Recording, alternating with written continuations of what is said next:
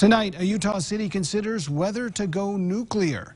Heber City hosted a meeting about whether to get their power from a nuclear power plant. News 4 Utah's Nick McGurk was at that meeting and joins us live now. Nick? Well, Rick, this is being branded as carbon-free power. Heber Light and Power hosting that public meeting tonight. And there were a lot of questions about it. Quite frankly, it's a lot smaller than what you'd think of when you think of a nuclear power plant. It would be based in Idaho, but it would actually power cities like Heber. I would just be really sad because this is where I've spent all 12 years of my life. Lexi Osborne hears nuclear power and thinks the worst. You're not able to go home because there's all that bad stuff in the air. She and her mother and a few dozen others gathering tonight to ask questions. Differences between the waste products from these reactors versus conventional nuclear reactors. Why didn't you discuss that, or what about any testing regarding multi-module operation? Questions about safety and cost of getting nuclear power from Idaho.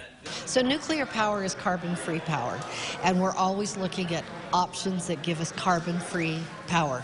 Coal plants are shutting down.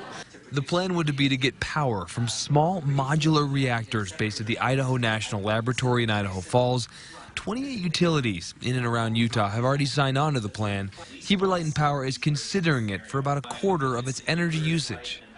The reactor is safe, officials say, and revolutionary, the first of its kind in the world. I'm fairly convinced that the technology itself is safe.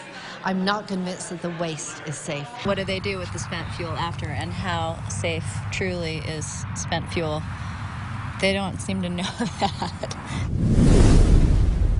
And that came up over and over again tonight. So Heber Light and Power has until April to sign this contract.